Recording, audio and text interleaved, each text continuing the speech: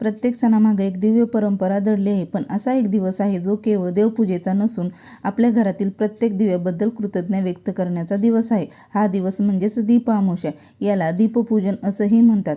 आपण रोज देवापुढे दिवा लावतो, सकाळ संध्याकाळ आरती करतो. पण तुम्ही कधी विचार केला आहे का की दिवा आपल्या जीवनात किती मोठी भूमिका बजावतो? देवापुढे छोटीशी ज्योत केवळ तेल आणि वात जळत नाही, तर ती आपल्या जीवनातील अज्ञान, दुःख, नकारात्मकता आणि संकटाचा अंधार दूर करण्याची प्रेरणा देते. म्हणूनच वर्षातून एकदा येणाऱ्या दीप अमावस्येला आपण त्या दिव्यांची पूजा करतो, कारण शास्त्र सांगते जिथे दिव्यांचा प्रकाश असतो तिथेच लक्ष्मीचा वास असतो आणि तिथेच सुख, शांती आणि समृद्धी नांदते. दीपपूजनाचे महत्त्व. दिवा म्हणजे केवळ प्रकाश देणारी वस्तू नाही, तर ती ज्ञान, श्रद्धा, आशा आणि सकारात्मकतेचे प्रतीक आहे.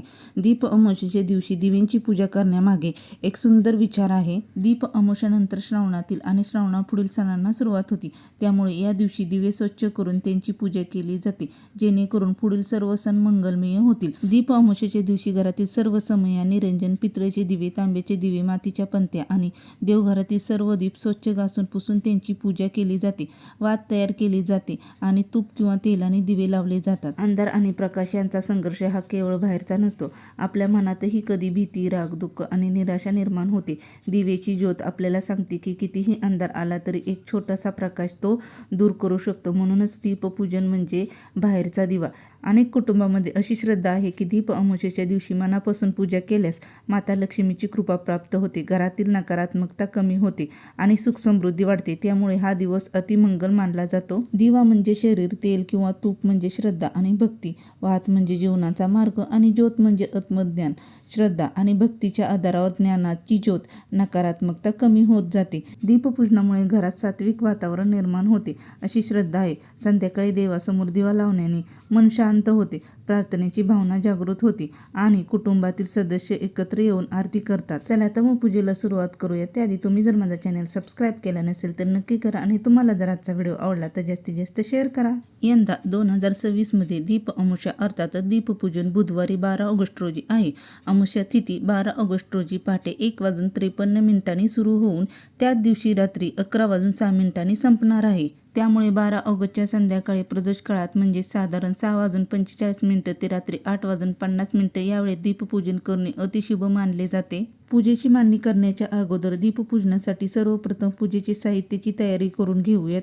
पूजेसाठी लागणारे पूजेचे साहित्य. पूजेसाठी पाट किंवा चौरंग, लाल आसन किंवा वस्त्र, श्री गणेशांची मूर्ती किंवा 1 रुपया सुपारी, कापसांचे वात, तेल किंवा तूप, हळदी, कुंकू, अक्षदा, फुले, नैवेद्य म्हणून फळे, साखर, अगरबत्ती, धूप, आरतीचे ताट. सर्वप्रथम तर मी लाल वस्त्र व्यवस्थित असं ठेवून घेतलेलं आहे. 2 समया ठेवलेल्या आहेत, मध्ये एक दिवा ठेवलेला आहे, त्याच्या साईडला 2 सेम छोटे दिवे ठेवलेले आहेत. मोठ्या दिव्याच्या पुढे 2 पितळेचे दिवे ठेवलेले आहेत. मधल्या दिवेच्या दोन्ही बाजूला मी 2 कणकीचे दिवे देखील ठेवलेले आहेत. अशा प्रकारे मी पूजेची मांडणी करून घेतलेली आहे. तुम्ही देखील या पद्धतीने करू शकता किंवा तुमच्याकडे जी पद्धत आहे किंवा प्रत्येक भागात वेगवेगळी पद्धत असू शकते, त्या पद्धतीने तुम्ही पूजेची मांडणी करू शकता. आणि साईडलाही तर मी धूप ठेवलेला आहे आणि उदबत्ती स्टँड देखील ठेवलेला आहे. समईला थोड्याशा फुलांच्या पाकळ्याने डेकोरेशन केलेलं आहे किंवा सजवलेलं आहे. समईमध्ये आणि दिव्यामध्ये वाती घालून घेतलेले आहेत आणि मधल्या दिव्यामध्ये तेल ओतून घेतलेलं आहे. इथे मी समईमध्ये आणि इतर दिव्यांमध्ये तेल घालून घेते. तेल घातल्यानंतर सर्वप्रथम तर आपण दिवा प्रज्वलित करून घेऊयात. पूजेची सुरुवात करण्याच्या अगोदर एक दिवा प्रज्वलित करून घेतलेला आहे. पूजेची सुरुवात सर्वप्रथम तर श्री गणेशाच्या पूजेने केली जाते. श्री गणेश म्हणून मी इथे 1 रुपया आणि सुपारी घेतलेली आहेत. श्री गणेशांना हळदी कुंकू लावून घेऊयात आणि अक्षदा वाहून घेऊयात. अक्षदा वाहिल्यानंतर फूल देखील मी इथं अर्पण करणार आहे.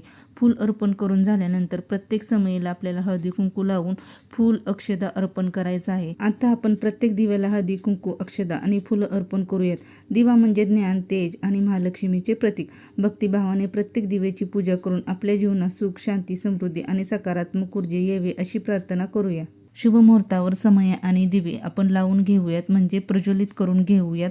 याच पद्धतीने सगळे दिवे आणि समये मी प्रज्वलित करून घेतलेले आहेत किंवा लावून घेतलेले आहेत. धूप देखील लावून घेऊयात आणि उदबत्ती देखील लावूयात. उदबत्ती, धूप लावल्यानंतर नैवेद्य म्हणून साखर ठेवूयात. तुम्ही इतर कोणताही गोड पदार्थ ठेवला तरी चालेल किंवा फळं देखील ठेवली तरी चालतील. इथे आपण आरती करून घेऊयात. आरती झाल्यानंतर आपले दीपपूजन पूर्ण झाले. याच पद्धतीने आपले दीपपूजन पूर्ण झालेले आहे आणि नमस्कार करून घेऊयात. कशी वाटली आपली एकदम साध्या सोप्या पद्धतीने दीपपूजनाची पूजा. आणि तुम्ही देखील या पद्धतीने पूजा नक्की करून बघा.